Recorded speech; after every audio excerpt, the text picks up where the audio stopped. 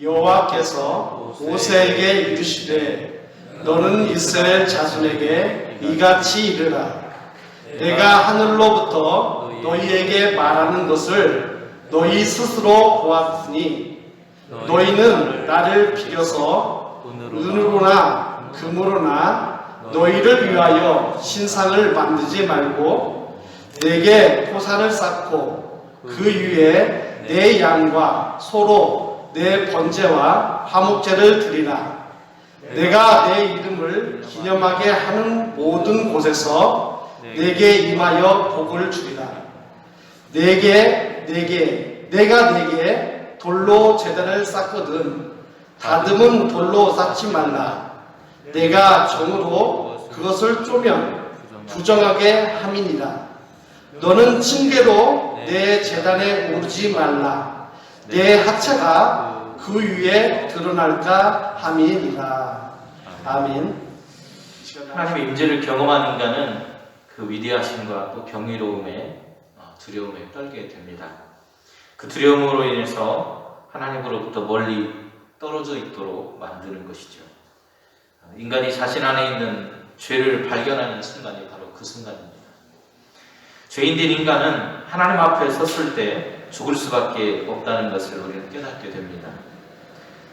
하나님 앞에 서지 못하고 멀찍이 서서 떨고 있었던 이스라엘 백성들의 모습이 그것을 보여주고 있습니다. 죄인이라고 하는 그런 인식은요, 우리에게 죽음이라고 하는 것에 대한 두려움을 경험하게 해줍니다. 그 죽음에 대한 두려움 속에서 우리는 하나님을 경외하는 마음을 깨닫게 됩니다. 지난 시간에 우리가 하나님께서 우리에게 그러한 경외하는 마음을 주시는 것에 대해서 그것을 주시기 위해서 시험하신다라고 하는 것에 대한 말씀을 함께 나누었습니다. 다시 말하면 우리가 하나님을 경외하는 그런 마음 속에서 범죄하는 우리의 삶을 떠나서 하나님의 백성으로서 삶을 살아가기 위해서는 말씀을 살아가기 위해서 우리에게 하나님께서 임재하셨다는 말씀을 들려주고 있는 겁니다. 하나님 앞에서 경외하는 마음을 통해서 우리는 하나님을 겸손하게 섬기는 모습을 갖게 되고 또 본격적으로 하나님을 어떻게 섬겨야 되는지를 오늘 본문은 우리에게 시사해 주고 있습니다. 본문 23장에까지 이어지게 되는 오늘 20장 22절 말씀부터 23장까지 제단법에 대한 계약법과 제단법에 대한 이야기들이 이렇게 이어지는데요. 특별히 계약법에 대한 그 처음 서두를 여는 말이 바로 하나님을 예배하는 제단법에 관련된 내용입니다. 그래서 오늘 이 말씀이 우리에게 어떤 말씀을 들려주시는지를 함께 묵상하고 나아갈 수 있기를 간절히 소원합니다. 오늘 함께 읽으실 말씀 함께 읽어보겠습니다. 24절 말씀입니다. 내게 토단을 쌓고 그 위에 내 양과 소로 내 번제와 화목제를 드리라. 내가 내 이름을 기념하게 하는 모든 곳에서 내게 임하여 복을 주리라. 아멘. 오늘 중요 성구로 뽑아봤습니다. 오늘 본문은 너희를 위하여 신상을 만들지 말라는 하나님의 말씀으로 시작이 됩니다. 이 말씀 속에는 두 가지의 의미가 들어져 있는데요. 하나는 하나님이 누구신가? 라고 하는 것, 그리고 다른 하나는 그러면 신상이라고 하는 것이 가지고 있는 의미가 무엇이기에 이 신상을 만들지 말라고 하시는 것인가? 이 두 가지를 우리가 크게 생각해 보려고 합니다. 앞에 보시면 한 믿음의 사람이 하나님께 제단을 쌓고 예배를 드리는 그 제사하는 그런 장면이 나옵니다. 제단법이라고 하는 것은 바로 이렇게 하나님께 예배하는 법. 그래서 하나님께 예배하는 구약의 방법이 뭡니까? 제단을 쌓고 제물을 드려서 하나님께 그 제물을 통해서 예배해 드렸죠. 이 제단법은 하나님이 누구인가? 라고 하는 질문으로부터 시작이 됩니다. 하나님께서 누구인가를 알아야 그 하나님과 약속을 맺을 수 있습니다. 그렇죠? 그리고 우리가 집이나 이런 거 계약할 때도 아무한테나 막 가가지고 이렇게 서류 기밀로 나하고 계약합시다 이렇게 하지 않잖아요. 그 사람이 누구인지 알고 그 사람한테 가서 계약서를 쓰고 계약을 맺고 이런 과정을 거칩니다.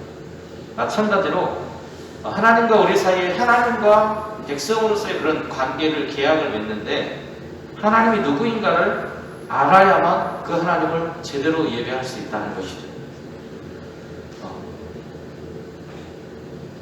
다시 말하면 제단이라고 하는 것은 결국 뭡니까?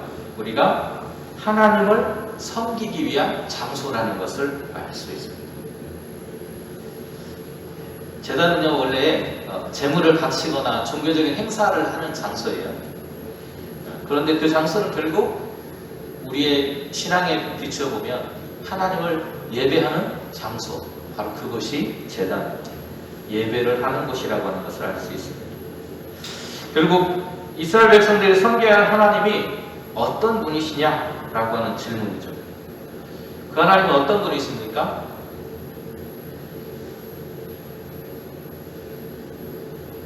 출애굽을 시키셨던 하나님. 이스라엘 백성들이 앞으로 가나안 땅에 들어가던 어느 곳을 가든지 섬겨야 될 하나님은 누구냐? 그 가나안 현지의 하나님이 신이 아니라 누구예요? 그들을 애굽으로부터 건져주신 하나님. 그들이 종되었던 그 땅에서 자신들을 노예의 삶으로부터 해방시켜 주신 하나님. 그 하나님을 예배하기 위해서 그들이 출애굽했고 그리고 이제 가나안 땅에 들어가서 앞으로 살아가게 될 거라고 하는 말씀입니다. 우리 역시도 마찬가지예요. 우리도 죄와 사망의 권세 아래 우리가 지금까지 살아왔습니다. 그 죄와 사망의 권세 아래서 죄와 사망의 종노릇하던 우리를 하나님께서 예수 그리스도를 보내주심으로 인해서 그 죄와 사망의 권세로부터 건져주셔서 하나님의 백성으로 살아갈 수 있도록 도와주신 것입니다. 바로 그 해방이 하나님이 나의 하나님이라고 하는 고백을 할 수 있을 때 우리는 온전히 예배하고 섬길 수 있는 사람이 될 수 있다는 거예요. 우리가 두 번째 계명, 지난 시간에 우리가 두 계명에 대해서 이야기하면서 두 번째 계명에서 우리에게 말한 것처럼 오늘 23절은 은이나 금으로 신상을 만들지 말라고 그렇게 말하고 있습니다.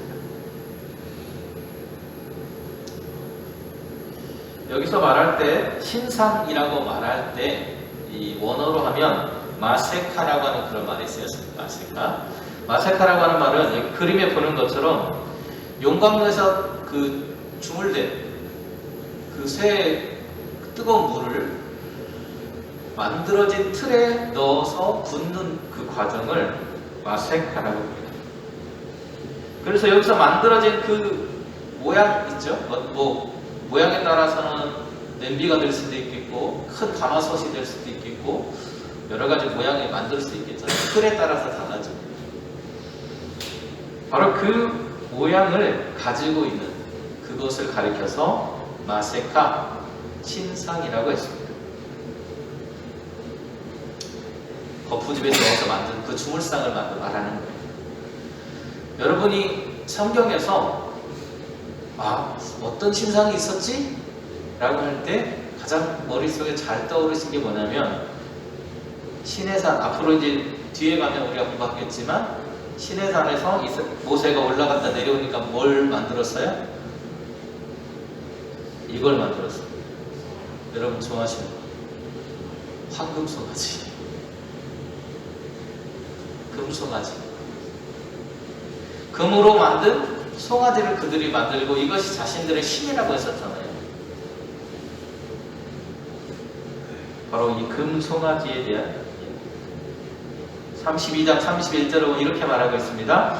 모세가 여호와께로 다시 나아가 여짜오되 슬프도소이다. 이 백성이 자기들을 위하여 금신을 만들었사오니 큰 죄를 범하였나이다. 금신을 만들었는데 그것이 죄를 지은 것이라고 고백을 하고 있죠. 그죠?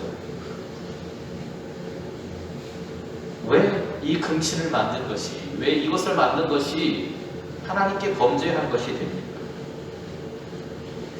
이영재 목사는 이 은이나 금으로 우리가 신상을 만드는 것을 금하신 하나님의 명령은 그들이 애굽에서 종되었던 삶과 관계에 있다는 거예요. 여러분, 종은 편하게 쉴 수 있나요, 없나요? 없죠, 그죠?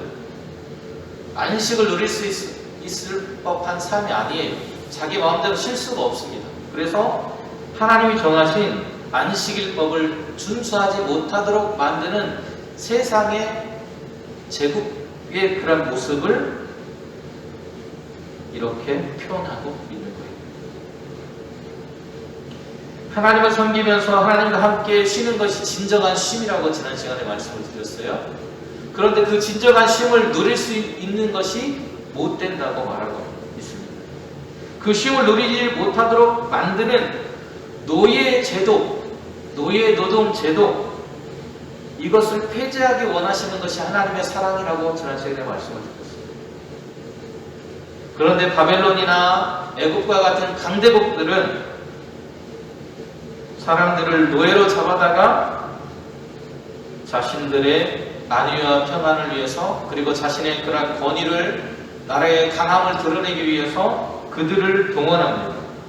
그래서 그들이 안식일에 쉬어야 함에도 불구하고 쉬지 못하도록 하는 것, 하나님과 함께 참 쉼을 얻어야 될 사람들이 그 쉼으로부터 박탈되게 만드는 것, 이것이 왕정체제, 제국주의가 가지고 있었던 문제였다는 거예요. 여러분, 죄도 마찬가지죠? 우리가 가지고 있는 죄의 문제도, 그리고 우리의 삶의 부조리도 마찬가지입니다. 우리가 살아가고 있는 삶 속에 나타나는 모든 부조리들이 우리가 참으로 쉬고 안식을 얻어야 될 그 모든 순간들을 박탈하고 있다는 거예요. 그래서 자유와 안식을 잃어버린 삶에 대해서 하나님은 거부하고, 그것을 대표하는 마세카라고 하는 이 우상, 신상을 만드는 것에 대해서 하나님께서 강력하게 거부 행사를 하고 계십니다. 마치 죄의 권세 아래 살던 우리였지만 죄에서 해방되어서 이제는 하나님을 예배하는 백성으로 살아가도록 하나님께서 선언하신 것과 연관되어 있다는 것입니다. 그래서 우리를 얽어매던 세상의 방법대로가 아니라 누구의 방법대로요? 하나님의 방법대로. 이제 그들이 가나안 땅에 들어가서 살아갈 때 세상의 제국주의의 그런 방법대로가 아니라 하나님의 백성들은 하나님이 원하시는 방법, 생명의 법대로, 안식의 법대로 살아가도록 하나님께서 선포하셨는데, 그거에 반한 것이 뭐라고요? 주물을 통해서 사람들의 안식과 평안을 빼앗아간 삶의 모습, 이것을 하나님께서 거부하라고 말씀하시는 것이 너희를 위해서 신상을 만들지 말라고 말씀하시는 것입니다. 두 번째는 흙재단을 쌓으라고 말씀하세요. 흙재단. 여기는 흙과 다듬은 돌의 그런 대결입니다. 흙과 다듬은 돌. 흙은 자연스러운 거죠, 그죠? 그런데 다듬은 돌은 누군가가 힘을 가해서 만들어 놓은 것입니다. 그래서 여기의 힌트는 흙재단, 다듬은 돌재단이라고 하는 것에 힌트가 있습니다. 하나님께서 너희를 위해서 신상을 만들지 말라고 하셨고요. 그 하나님께서 하나님을 위해서 제사할 때는, 제단을 만들 때 두 가지를 사용할 수 있었습니다. 제단을 만드는 두 가지 재료가 있었어요. 자, 여러분, 요거는 흙이에요. 흙. 우리가 아무 데서나 파면 나오는 흙입니다. 그 흙, 자연스러운 그 흙을 가지고 하나님의 제단을 만들 수 있었어요. 또 하나는 오른쪽에 보시면 모양 다 틀리죠, 그죠? 모양이 다 틀려요. 똑같은 모양이 아니죠? 그냥 자연스러운 돌입니다. 여기저기서 흩어져 있는 돌들을 깎거나 다듬지 않고 그냥 가져다가 쌓고 거기다가 제물을 드리고 제사를 드렸습니다. 이게 족장들이 드렸던 제사의 모습입니다. 그리고 하나님께서 허락하신 제사의 모습입니다. 뭔가 가공되거나 재단되어진 것이 아니라고 하는 겁니다. 바로 이 두 가지를 사용해서 하나님을 섬기는 제단을 만들 수 있습니다. 흙으로 만드는 제단이라고 하는 건 이 두 가지가 다 포함되는 거예요. 자, 그것이 어느 곳이든지 기억될 것이 있습니다. 그 바로 하나님의 이름이 기억되어야 돼요. 우리가 하나님 앞에 나와서 예배할 때에 기억해야 할 것이 뭐예요? 그러면 하나님의 이름을 기억하는 거예요. 예배는 뭐예요? 따라해볼까요? 하나님의 이름을 기억하는 거예요. 그게 예배예요. 우리가 하나님의 이름을 기억하는 거예요. 흙제단은요, 하나님께서 우리에게 보여주시는 명함이나 문패 같은 거예요. 여러분 집에 딱 들어가려면 대문에 뭐가 있어요? 문패가 있죠. 있는 집도 있고 요즘 없는 집도 있습니다. 그런데 대부분 문패에는 뭐가 쓰여져 있어요? 이 집이 누구의 집입니다. 또는 요즘에는 번호가 써있죠. 그죠? 몇 번지입니다. 그래서 그 집에 누가 사는지 그것을 보면 알 수 있다는 거예요. 흙제단은요, 수시로 쌓기도 하고 무너뜨릴 수도 있는 거예요. 그래서 아주 자연스럽게 그들이 이동하고 자연스럽게 활동할 수 있도록 그렇게 되어진 제단입니다. 그런데 반면에 멋있죠, 그죠? 멋있나요? 제단이 멋있어요, 안 멋있어요? 훨씬 세련되고 멋있죠, 그죠? 이 세련된 제단을 만들려면 뭐가 필요할까요? 제단을 만들 수 있는 기술자가 필요합니다. 이 제단을 돌을 깎고 재련을 해야 되는 사람이 필요한 거예요. 다듬은 돌로 제단을 쌓지 말라는 것은 그 사람들을 가리키는 거예요. 제국주의에 이 일을 했던 사람들이 누굴까요? 노예들입니다. 노예들. 제국주의는 자신의 위엄과 위용을 드러내려고 하는 사람들이에요. 그래서 이것들이 커야 되고 웅장해야 되고 멋있어야 되겠죠. 사람들에게 보여줘야 되니까요. 그죠? 그런데 그 일을 자기가 할 수 없으니까 누구를 시켜요? 노예들을 시켰습니다. 여러분, 이거는 그냥 만들어지는 게 아니죠? 어떻게 만들어야 돼요? 돌을 쪼개고 다듬어야 됩니다. 그죠? 그 돌을 쪼개고 다듬는 일을 누가 했냐면 노예들이 했어요. 하루아침에 될까요? 안 될까요? 안 되겠죠.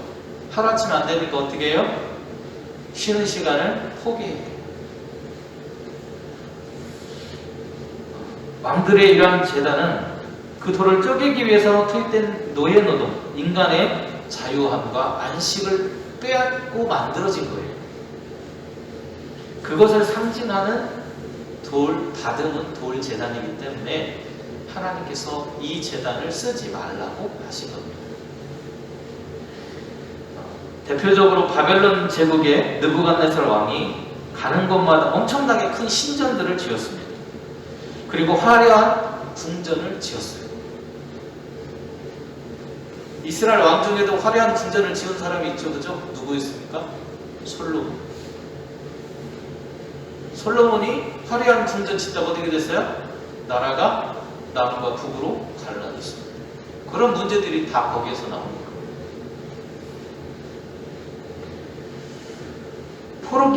포로로 끌려간 유대인의 장인들이 있었습니다. 유대인들이 끌려간 사람들이요, 그냥 어수룩한 사람들이 포로에 끌려가는 거 아니에요. 학자들도 있었고요, 기술자들도 있었습니다. 그래서 이런 일들을 잘할 수 있었어요. 그래서 대규모의 국가 토목공사와 같은 일들에 동원이 되었습니다. 채석장, 이런 채석장에서 노예들이 일을 많이 했어요. 이스라엘에서도 보면요, 이렇게 정을 가지고 돌을 깎고 다듬고 하는 일들을 노예들이 했다는 것입니다. 이런 작업에 동원된 노예들이 만든 것이 바로 다듬은 돌이에요. 그래서 하나님은 흙이나 그냥 널브러져 있는 돌을 사용해서 제사를 드릴 수 있지만 나를 위한 제사를 위해서 깎아서 다듬은 돌을 사용하지 말라고 하는 것은 바로 이러한 자유와 안식을 파괴함으로써 얻은 물건이기 때문에 그런 것입니다. 하나님은 그러한 행위들을 믿음의 사람들은 거부해야 된다고 가르치고 계시는 거예요. 앞으로 너희들이 가나안 땅에 들어가면 그러한 수많은 문화들이 있을 텐데 그러한 문화들과 함께 해서는 안 된다고 가르치고 계십니다. 바로 그것이 우리가 하나님을 예배하는 방법이에요. 하나님을 기쁘시게 하는 예배는 누군가의 자유와 안식을 빼앗고 그 위에 군림에서 얻어지는 자유와 안식이 되어서는 안 된다고 말하고 있는 것입니다. 그 다음에 마지막으로 하나님은 우리에게 화목제를 드리라고 말씀하십니다.